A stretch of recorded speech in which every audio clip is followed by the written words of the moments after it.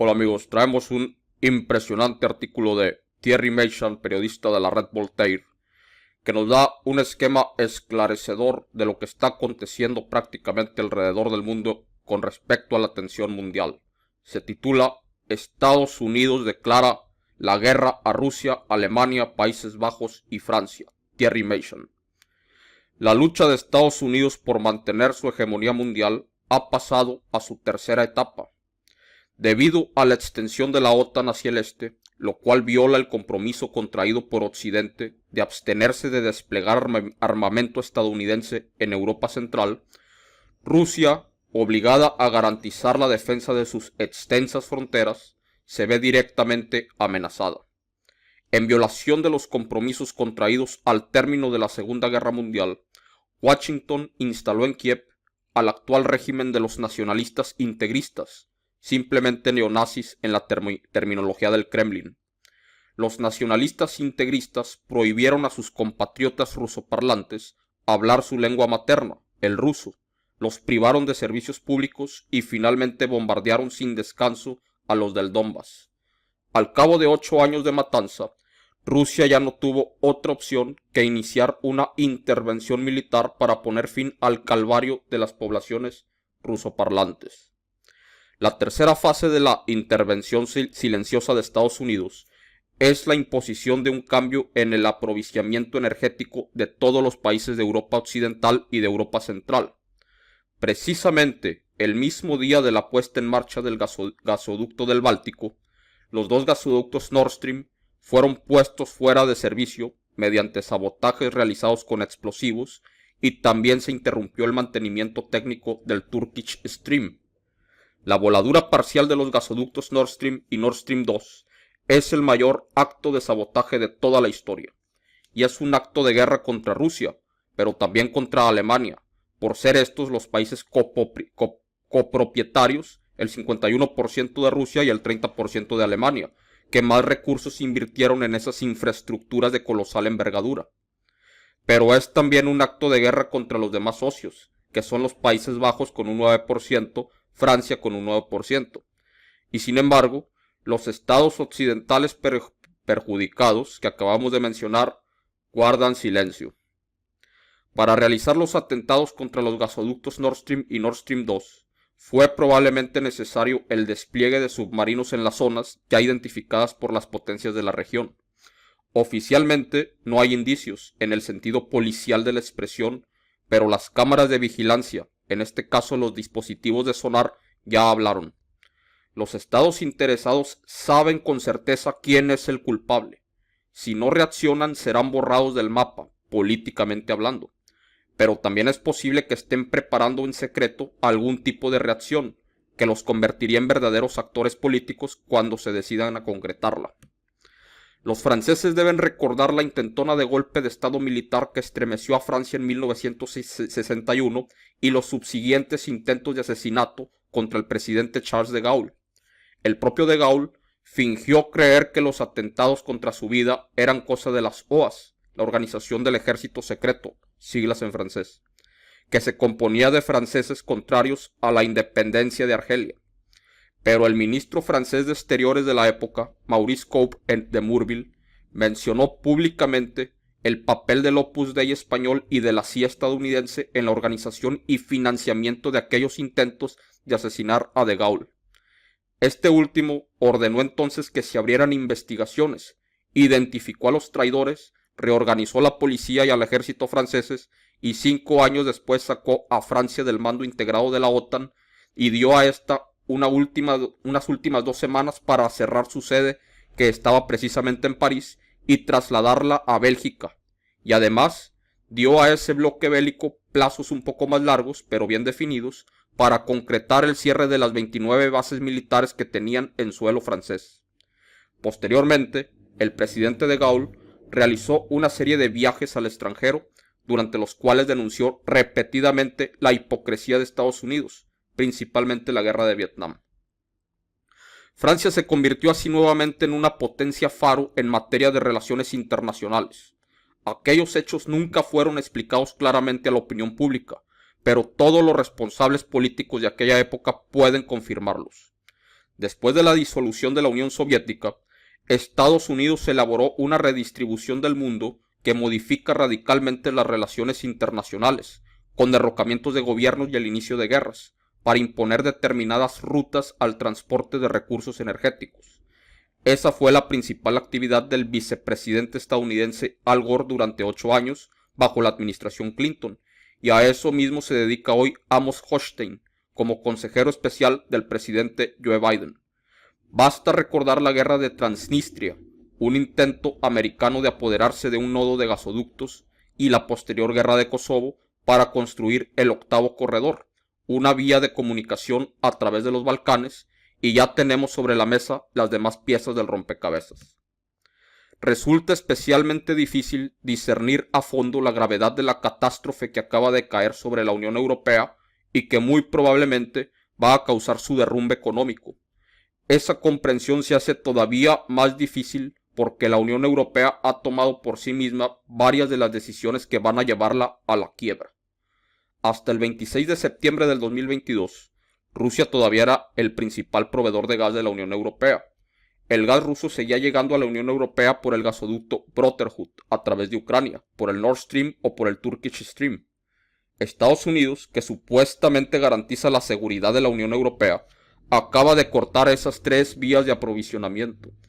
El lector puede estar pensando que el gasoducto Brotherhood todavía está en funcionamiento, pero Kiev puede cerrarlo o inutilizarlo en cualquier momento, mientras que el Nord Stream ha sido saboteado y el Turkish Stream ya no puede recibir el mantenimiento técnico que necesita porque lo impiden las sanciones que la Unión Europea ha adoptado a instancias de Estados Unidos. Todas las administraciones americanas han aplicado esa política ininterrumpidamente desde los años de 1950. 9 países participaron en la construcción del Nord Stream y 4 son propietarios de esa importante infraestructura. Nord Stream entró en funcionamiento en el 2011. A partir del mandato de Donald Trump en el 2017, el Congreso de Estados Unidos amenazó con sanciones a las empresas que participan en el funcionamiento del Nord Stream y a las que se habían implicado en la construcción del Nord Stream 2. Siendo presidente, el propio Donald Trump se mofó de la sumisión de Alemania, que se alimentaba del gas ruso. No solo Estados Unidos, sino también Polonia, pusieron innumerables trabas jurídicas al gas ruso en Europa Occidental. En ese campo, la nueva administración estadounidense no cambió absolutamente nada. Alemania creyó, erróneamente, que la administración Biden sería más tolerante. Claro, en julio del 2021 se llegó a un acuerdo según el cual el Nord Stream 2 sería sustituido con hidrógeno fabricado en Ucrania y transportado a partir del 2024, el año de expiración del contrato ruso-ucraniano, por el ya vetusto Brotherhood, que sería convenientemente adoptado. El canciller alemán Olaf Scholz, electo en diciembre de 2021, cometió 2 graves errores en solo meses. El 7 de diciembre, Scholz estuvo en la Casa Blanca y allí trató de resistirse a la presión de Estados Unidos, que lo instaba a renunciar al gas ruso. De regreso en Berlín, Scholz optó por mantener el Nord Stream en funcionamiento y bloquear la puesta en marcha del Nord Stream 2, mientras buscaba fuentes de energía renovables. Scholz creía, erróneamente, que así lograría un equilibrio entre el belicismo del pensamiento estratégico estadounidense y las necesidades de la industria alemana y la doctrina de los verdes, miembros de su coalición del gobierno. El canciller alemán ya se había llevado un buen susto en Washington. Durante su conferencia de prensa con el presidente estadounidense Joe Biden, había declarado que Estados Unidos podría destruir el Nord Stream 2 y que lo haría si Rusia invadía a Ucrania. Para Scholz fue absolutamente aterrador que su amo estadounidense le dijera sin miramientos que sería capaz de destruir una infraestructura que había costado decenas de miles de millones si un tercer país actuaba sin tener en cuenta las órdenes de Washington. No sabemos si durante las conversaciones a puertas cerradas, Biden mencionó también la eventual destrucción del primer Nord Stream. No es imposible que lo haya hecho. En todo caso, los periodistas alemanes que acompañaban a Scholz recuerdan que el canciller estaba lívido durante el viaje de regreso a Berlín. Scholz cometió su segundo error el 16 de septiembre del 2022. Alemania no quiere seguir sometida a la tutela de los anglosajones. prefiere garantizar por sí misma su seguridad y la del conjunto de países miembros de la Unión Europea. Así, el canciller Scholz declaró que, siendo nosotros la nación más poblada, dotada del mayor poder económico y situada en el centro del continente, nuestro ejército debe convertirse en el pilar de la defensa convencional en Europa.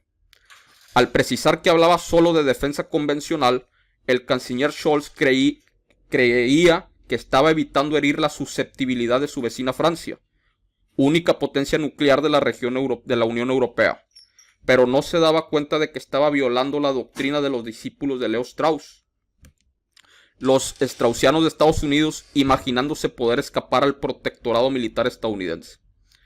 En 1992, Paul Wolfowitz había firmado la Defense Policy Guidance, de algunos de cuyos fragmentos se conocieron a través del New York Times. Wolfowitz indicaba en ese documento que Estados Unidos vería toda voluntad de emancipación de sus aliados europeos como un casus belli. 6 días después de las declaraciones del canciller alemán Scholz, los Navy SEALs volaban los 2 gasoductos del mar Báltico, lo cual significa para Alemania 11 años de retroceso.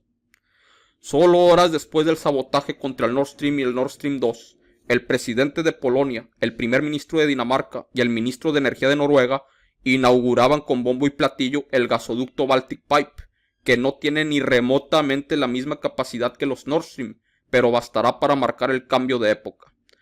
Antes, la industria alemana, alimentada con el gas ruso, hacía el papel de líder de la Unión Europea. En adelante, ese papel quedará en manos de Polonia, impulsada por el gas noruego. El primer ministro polaco, Mateusz Morawiecki, proclamó triunfalmente su odio en plena ceremonia al sentenciar: llega a su fin la era de la dominación rusa en el sector del gas, una era que estuvo marcada por el chantaje, las amenazas y la extorsión. El acto de guerra perpetrado contra Rusia, Alemania, los Países Bajos y Francia nos obliga a ver los hechos de Ucrania bajo una perspectiva diferente. Ese acto de guerra es mucho más importante que todo lo anterior porque Estados Unidos acaba de atacar a sus aliados. En artículos anteriores he explicado con detalle lo que los straussianos buscaban con sus provocaciones en Ucrania. Lo que acaba de suceder nos muestra por qué Washington apoya el proyecto straussiano como una política de Estado. Y también nos demuestra que su gran estrategia no ha cambiado desde los años de los 1950. En la práctica, la Unión Europea va a derrumbarse en el plano económico, con excepción de Polonia y sus 11 aliados de Europa Central, miembros de la Iniciativa de los Tres Mares o Intermarium. El viento cambia de rumbo. Ahora es Polonia la que tiene el viento en popa. Los grandes perdedores serán Europa Occidental y Rusia, pero también estará entre los perdedores Ucrania, destruida solo para dar lugar a esta hecatombe. Thierry Meighan. Impresionante artículo y vergonzoso el papel de sumisión de los aliados que fueron atacados pues por supeditarse a los intereses de los Estados Unidos de una manera infantil y hasta temeraria, ¿no? Y bueno, ahora estarán pasando un frío invierno mientras todas estas cuestiones se vuelven a su cauce natural, que va a tardar muchos años porque se estarán derrumbando en el colapso. Amigos, los dejo. Recuerden que estamos en Patreon. Desde $1 al mes pueden ayudar a este portal a seguir publicando este tipo de notas y ustedes pueden acceder mediante su tarjeta desde $1 al mes. Entren al portal y apoyen a la causa. Les recuerdo que también estamos en Instagram, en Facebook, YouTube, Libri y por supuesto Patreon. Que pasen una excelente tarde.